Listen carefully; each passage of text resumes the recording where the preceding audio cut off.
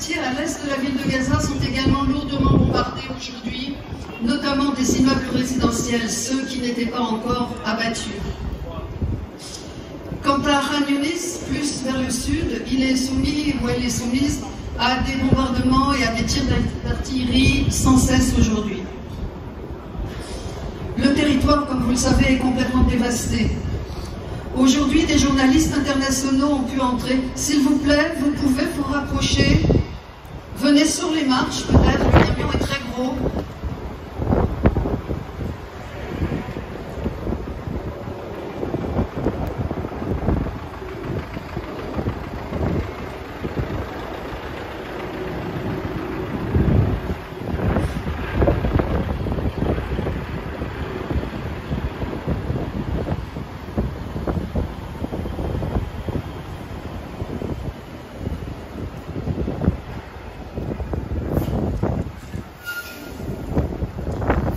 Donc je vous disais que des médias internationaux ont pu entrer, mais uniquement dans la partie qui est occupée par l'armée israélienne et avec l'armée israélienne.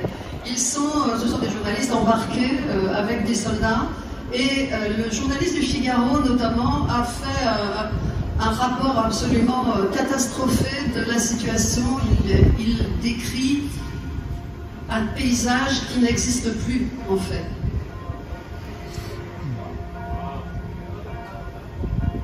La ligne jaune, c'est cette ligne de démarcation à l'intérieur de Gaza. L'armée israélienne s'est retirée de Gaza en partie, et ils ont donc établi cette ligne jaune qui en fait est une ligne d'occupation d'au moins la moitié du territoire. Ce qui fait que ce territoire qui faisait 360 km², il n'a fait plus que 180 km², et donc 2 millions d'habitants.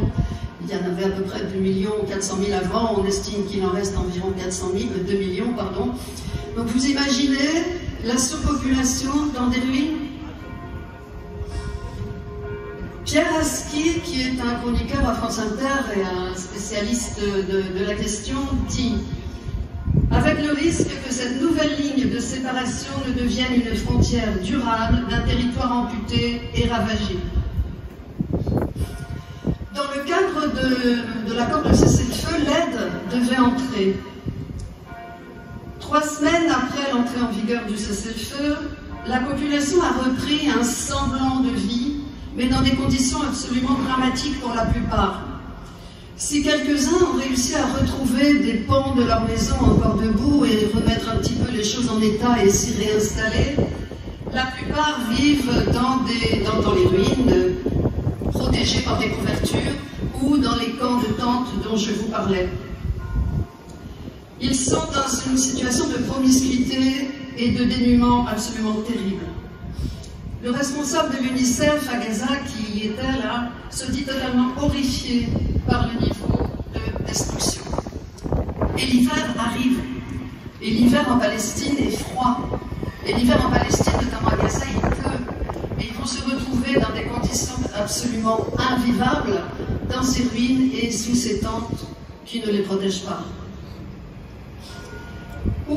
Issam, une Palestinienne réfugiée, déplacée de Gazaville vers les plages du sud, vers Massaoui, etc., dit « Je n'ai rien d'autre que cette pauvre bâche abîmée pour m'abriter. Nos effets, je les mets en boule et je les place au milieu pour ne pas qu'elles prennent la pluie. On est fatigué. Nos enfants sont déjà malades. J'ai peur. Je ne sais pas comment je vais faire cet hiver. » La nourriture, l'eau potable, les médicaments manquent, et les soins aussi, y compris les soins psychologiques.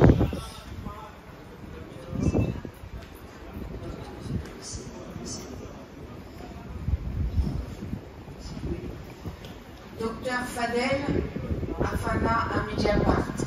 La population de la bande de Gaza a cru à ce cessez-le-feu. Plus précisément, elle a cru qu'il s'agissait plus que d'un cessez-le-feu, de la fin de la guerre. À cause des garanties et des promesses américaines notamment, cela lui a procuré un peu d'espoir et elle a commencé à se projeter dans la reconstruction, dans l'avenir. Elle est sortie du processus de résistance psychologique développé pour tenir pendant la guerre. Dans ce cas, le cerveau indique au corps que la dangerosité est moindre et qu'il peut se relâcher, se calmer. Aujourd'hui, après cet espoir, avec ces bombardements sur ces tentes, des maisons, ces femmes et ces enfants tués, le traumatisme atteint un niveau trop haut pour que les gens puissent s'y adapter. On assiste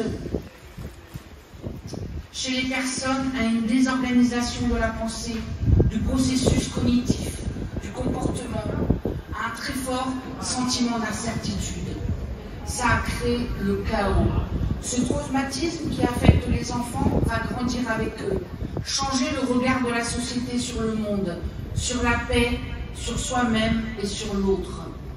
Il peut entretenir ce cycle de violence et avoir des conséquences catastrophiques pour tout le monde, pas seulement pour les Palestiniens.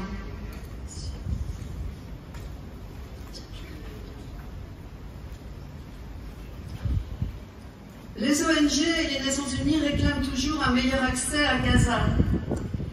Le renforcement de l'aide humanitaire fait partie des points de l'accord, mais les Israéliens freinent l'approvisionnement.